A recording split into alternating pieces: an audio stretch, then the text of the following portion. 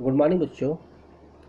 आज हम लोग रामधारी सिंह दिनकर का निबंध संस्कृति है क्या वो पढ़ेंगे।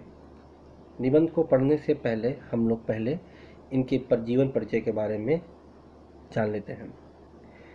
रामधारी सिंह दिनकर 23 सितंबर 1908 में पैदा हुए थे और 24 अप्रैल 1974 में इनकी मृत्यु हो गई थी।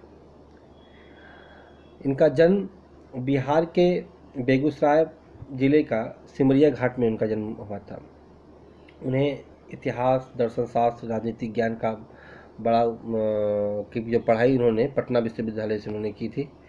उन्होंने संस्कृत, बांग्ला, अंग्रेजी और उर्दू का गहन अध्ययन भी किया था। ये मूलतः छायावादोत्तर कवि हैं, अर्थात छायावाद के बाद के कवियों के अंतर्गत इन्हें रखा जाता है। इनकी कविताओं में ओज, विद्रोह, आक्रोश और क्रांति की भावना से ओतप्रोत इनकी कविताएं दिखलाई पड़ती हैं। दूसरी ओर इनकी कविताओं में श्रृंगारिक भावनाओं की भी अभिव्यक्ति हुई है। यूँ कहें कि एक ओर तो वे वीरता से परिपूर्ण कविताएं लिख रहे थे, वहीं दूसरी ओर श्रृंगारिक भावनाओं की से ओतप्रोत भी कविताएं लिख रहे थे।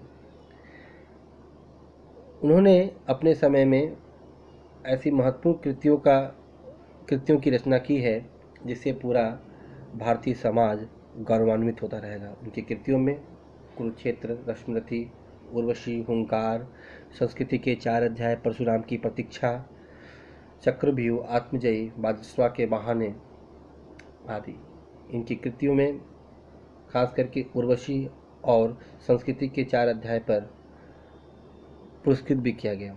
उनकी कृतियों को उर्वशी को 1979 पर उन्हें ज्ञानपीठ पुरस्कार और संस्कृति के 4 अध्याय पर साहित्य अकादमी पुरस्कार उन्हें से नवाजा गया। तो ये रहा इनका छोटा सा जीवन परिचय। अब हम लोग निबंध पर आते हैं। हम लोग निबंध पढ़ रहे हैं, संस्कृति का 4 अध्याय एक निबंध है। अब हम थोड़ा सा जान लेते हैं कि निबंध, कहानी और कविता, ये तो हम लोग तीनों पढ़ रहे हैं। इसके अंतर्गत कविता भी मैंने पढ़ाया इससे पहले आप लोगों को, बहुत सारी कविताएं हम लोग पढ़ चुके हैं। इसके साथ ही हम लोगों ने कहानी भी पढ़े इससे पहले, हिंसा परमो धर्म। अब हम लोग निबंध पढ़ रहे हैं। तो देखिए, कहानी, निबंध और कविता के अंतर्गत मूलभूत पार्थक्य को थोड़ा समझ लेना होगा कि इन तीनों के बीच में क्या अंतर होते हैं। कविता जो होती है वो भावना प्रधान होती है। उसमें क्या होता है कि लेखक की भावनाओं की अभिव्यक्ति सिर्फ एक सिरे से उनकी कविताओं में दिखलाई पड़ती है। कहानी में जो होती है वह है अनुभूति की प्रधानता, अर्थात लेखक जो अनुभव करता है उसे अपने कहानियों में सिलसिले ढंग से डालता है। और निबंध जो होती है उसमें विचार प्रधान होता है। वहाँ पर निबंध के अंतर्गत विचार बहुत महत्वपूर्ण होते हैं और उन्हीं विचारों को माध्यम से हम पूरे निबंध को पढ़ते हुए चले जाते हैं। तो एक चीज़ देखनी होगी कि संस्कृति का जो 4 अध्याय है, संस्कृति है क्या जो है खास करके, इसके अंतर्गत आप देखिएगा तो एक चीज़ आप लोगों को समझ में आना चाहिए कि यहाँ पर संस्कृति के बारे में बतलाया जा रहा है। हम लोग अक्सर ये सुनते रहे हैं कि ये शब्द नहीं है कि जो आप लोगों के लिए नया हो। सब तो नया नहीं है। हम लोग संस्कृति के संदर्भ में कहते सुनते भी आ रहे हैं कि अरे इसकी संस्कृति कैसी है, ये कैसा संस्कृति कहलाता है, मतलब इसकी संस्कृति अच्छी है, इसकी संस्कृति बुरी है। ये तमाम तरह की हम लोग अक्सर कहते हैं, लेकिन हम लोग मूल रूप से संस्कृति है क्या, मतलब संस्कृति किसे कहें, हो सकता है कि हमारे बीच में कॉन्सेप्ट अभी तक क्लियर ना हो या धारणा आप लोग के अंदर नहीं बनी हुई है। तो रामधारी सिंह दिनकर ने यह निबंध में स्पष्ट किया है कि संस्कृति किसे हम कहेंगे।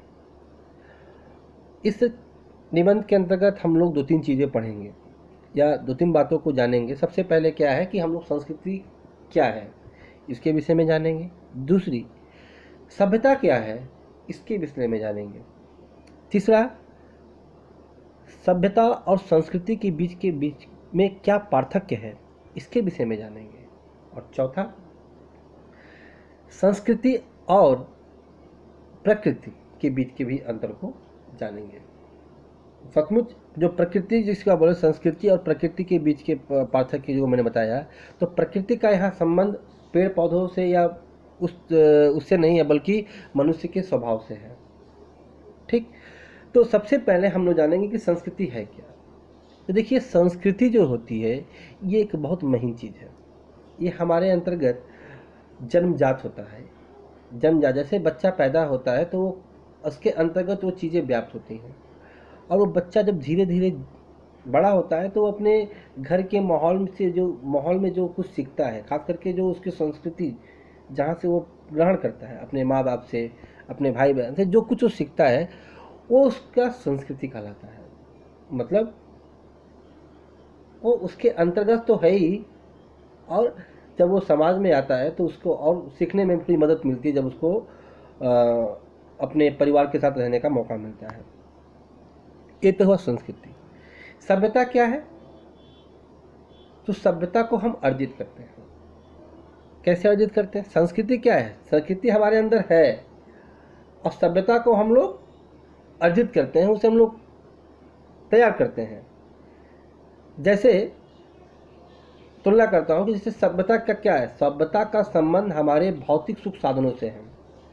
जैसे हम लोग गाड़ी, वाहन, हवाई जहाज, रेल, ये सारी चीज़ें क्या है?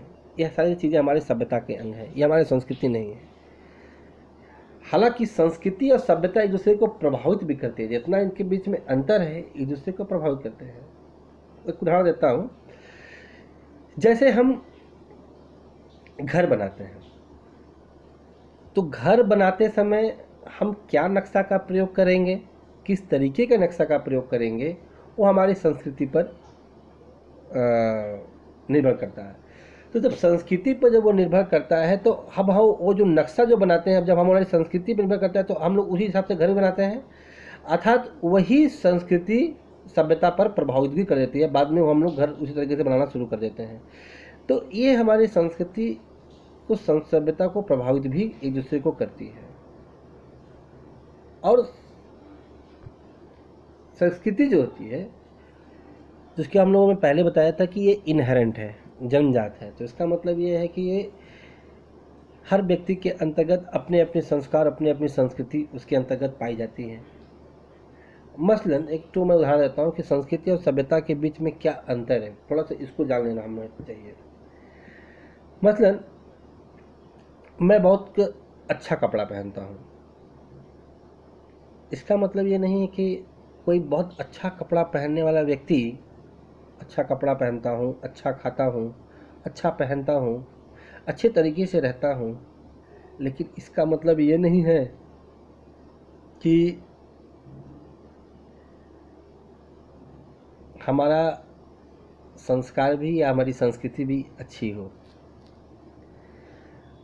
पैंट शर्ट पहनकर, अच्छा कपड़ा पहनकर, सभ्यता के सारे उपकरण ओढ़कर मैं अगर गाली देता हूँ किसी को, तो इसका अर्थ यह है कि मैं कुछ संस्कृत हूँ, मेरे अंदर संस्कृति का ज्ञान नहीं, हमारे अंदर मैं कुछ संस्कृत हूँ। और मेरे पास अच्छे कपड़े नहीं हैं, मेरे पास अच्छे घर नहीं है, मैं अच्छे से खा पी नहीं सकता हूँ, लेकिन मेरे अंदर इतना संस्कार है कि मैं किसी से अच्छे तरीके से बात कर सकता हूँ। मुझे किसी की भावना को चोट पहुँचाने का कोई हक भी नहीं है और मैं पहुँचाता भी नहीं। तो इसका मतलब यह है कि मैं भले ही सभ्यता के दौर में पीछे हूँ, लेकिन सांस्कृतिक दृष्टि से मैं बहुत आगे हूँ। तो संस्कृति जो होती है उसका संबंध जो है भौतिकता से यूँ कह लें तो नहीं कही जा सकती है, क्योंकि देखिए संस्कृति के अंतर्गत हमारा सब कुछ आता है। उसमें रहन सहन, खाना पीना, पहनना ओढ़ना, सब कुछ हमारे संस्कृति के अंदर, मतलब बारीक सी बारीक चीज़ों को हम संस्कृति के अंतर्गत रख सकते हैं। लेकिन संस्कृति और सभ्यता के अंतर्गत जो फर्क है यह है कि हम लोग संस्कृति को व्याख्याई जब करते हैं तो उसके जो तालमेल है सभ्यता के साथ जब रखते हैं, तो सभ्यता में क्या होता है कि हम बड़े व्यक्ति हो सकते हैं, हम बहुत पैसे वाले हो सकते हैं, लेकिन ज़रूरी नहीं कि पैसा वाला व्यक्ति सबकी इज्जत करता हो। और एक गरीब व्यक्ति भले पैसा वाला ना हो, लेकिन उसके अंतर्गत वो संस्कार और संस्कृति है कि वो दूसरों की इज्जत करता है, दूसरे की भावना को समझता है। तो ये एक महत्वपूर्ण चीज़ें हैं। तो ये संस्कृति और सभ्यता के बीच के पार्थक्य। अगला जो चरण है कि संस्कृति और प्रकृति के बीच के पार्थक्य। तो प्रकृति के देखिए, मनुष्य के अंतर्गत, स्वभाव के अंतर्गत 2-3 गुण हैं, जैसे ईर्ष्या है, द्वेष है, लोभ है, स्वार्थ है। ये सारी चीज़ें ये हमारे मन में होता है। और ऐसा नहीं है कि इस दुनिया में जो भी पैदा होता है उसके अंतर्गत ये गुण सारे होते हैं। कोई ये नहीं कह सकता है कि मेरे अंदर ये गुण नहीं है, मैं ये नहीं हूँ, ये गलत बात है। ये होते हैं, लेकिन होता ये है कि हर चीज़ पर एक मनुष्य का अंकुश होना चाहिए। अगर हमारी संस्कृति अच्छी रहेगी तो हम इन सब चीज़ों को, जो हमारी बुरी भावनाएं अंतर्गत हमारे पाई जाती हैं, उस पर हम लोग क्या करते हैं, अंकुश लगा देते हैं। हम लोग ये काम नहीं करते हैं, लोभ नहीं करते हैं, हम लोग बताते हैं घृणा नहीं करना चाहिए, स्वार्थ भावना नहीं रखना चाहिए, ये सारी चीज़ें हम लोग कहते हैं। लेकिन कहते कब है, जब हम लोग के अंदर वो संस्कृति होनी चाहिए, हमारे अंदर अच्छे संस्कार होंगे, हमारे अंदर अगर अच्छी संस्कृति होगी, तभी हम लोग इन सब चीज़ों को कह सकते हैं। और नहीं तो हम लोग क्या कहेंगे, ये सारी चीज़ें अगर हमारे अंदर बुरी संस्कृति भरी हुई है, कुछ संस्कृत हम हैं, तो हम लोग क्या करेंगे कि यही सब सारी चीज़ें, भावनाएं जो रहेंगी, उसको हम लोग डायरेक्टली हम लोग हावी होने देंगे और बुरे कामों में हम लोग लिखते हैं। इसीलिए कहते हैं कि अच्छा संस्कृति, अच्छा संस्कार यदि किसी व्यक्ति या बच्चों को दिया जाए तो हम एक अच्छे समाज का निर्माण कर पाएंगे। रामधारी सिंह दिनकर के लिए ये निबंध इसलिए भी महत्वपूर्ण है कि उन्होंने इस निबंध के माध्यम से बतलाना चाहा है कि संस्कृति जो होता है उसमें क्या होता है कि हम लोग एक समय से सोचिए कि जैसे हम लोग कहते हैं कि संस्कृति, तो ये एकाएक अर्जन की वाली नहीं है, ये 10 या 5 साल में अर्जित किए जाने प्रक्रिया नहीं है, ये बहुत लंबे अरसों से चलती आ रही है। और स्वभावगत ये चीज़ें बदलती भी रहती हैं। तो ये संस्कृति को अंतर्गत जब हम परिभाषित करते हैं तो हम अपने अंदर उन सारी चीज़ों को रखते हैं जहाँ हमारे अंतर्गत बुरी जो भावनाएं हैं वो खत्म हो जाए। संस्कृति के लिए, आपके लिए जो सभ्यता है उस पर प्रभावित तो होता है। संस्कृति और सभ्यता एक दूसरे